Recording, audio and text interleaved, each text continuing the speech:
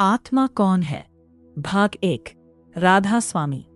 प्रिय सत्संगी प्रेमियों, आज का विषय है आत्मा कौन है। ये संसार का सबसे बड़ा प्रश्न है। यदि मनुष्य इस प्रश्न का सही उत्तर जान ले तो जीवन का उद्देश्य भी समझ में आ जाता है। हम रोज कहते हैं, मैं आया हूं, मैं जा रहा हूं, मुझे दुख है, मुझे खुशी है। लेकिन क्या कभी हमने सोचा कि ये मैं कौन है? क्या ये शरीर ही मैं हूं?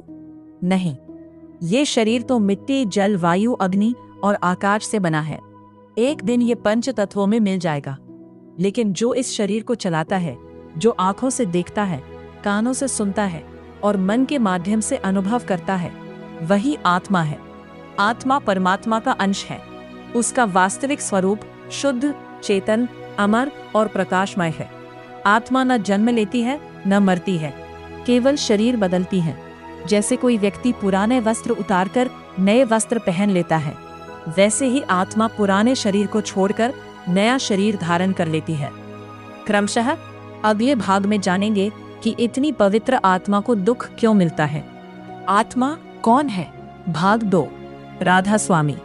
पिछले भाग में हमने जाना कि आत्मा अमर और परमात्मा का अंश है। अब प्रश्न उठता है कि यदि आत्मा इतनी पवित्र है तो उसे दुख क्यों मिलता है? कारण यह है कि आत्मा मन और माया के बंधन में फंस गई है। उसने स्वयं को शरीर मान लिया है और संसार की इच्छाओं, मोह, लोभ, क्रोध तथा अहंकार में उलझ गई है। यही भूल जन्म मरण का कारण बनती है। संत महापुरुष बताते हैं कि आत्मा का असली घर यह संसार नहीं है। उसका वास्तविक धाम परमात्मा का धाम है। हम यहाँ कुछ समय के मेहमान हैं। जब तक आत्मा अपने स्रोत से नहीं जुड़ती, तब तक उसे सच्चा सुख और शांति नहीं मिलती। धन, दौलत, पद, प्रतिष्ठा और रिश्ते जीवन में आवश्यक हो सकते हैं, लेकिन वे आत्मा की प्यास नहीं बुझा सकते। आत्मा को तृप्ति केवल प्रभु के नाम, भक्ति और सच्चे सद्गुरु की शरण से मिलती है। क्रमशः अगले भाग में जानेंगे कि आत्मा अपने वास्तविक धाम तक कैसे पहुंच सकती है। आत्मा कौन है? भाग 3।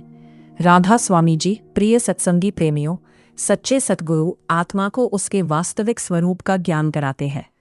वे नामदान देकर आत्मा को भीतर की यात्रा का मार्ग बताते हैं। नियमित सुमिरन, भजन और ध्यान के द्वारा आत्मा धीरे धीरे मन और माया के बंधनों से मुक्त होने लगती है। जब आत्मा भीतर के दिव्य प्रकाश और अनहद शब्द का अनुभव करती है, तब उसे अपने असली घर की झलक मिलने लगती है। इसलिए मनुष्य जीवन का सबसे बड़ा उद्देश्य केवल संसार में सफलता पाना नहीं, बल्कि अपनी आत्मा को पहचानना और परमात्मा से मिलाना है। आइए आज हम ये संकल्प लें कि इस अनमोल मानव जीवन को व्यर्थ नहीं जाने देंगे। सतगुरु के बताए मार्ग पर चलेंगे, नियमित सुमिरन करेंगे, प्रेम, दया, क्षमा और विनम्रता का जीवन अपनाएंगे तथा अपनी आत्मा को उसके वास्तविक धाम की ओर ले जाने का प्रयास करेंगे।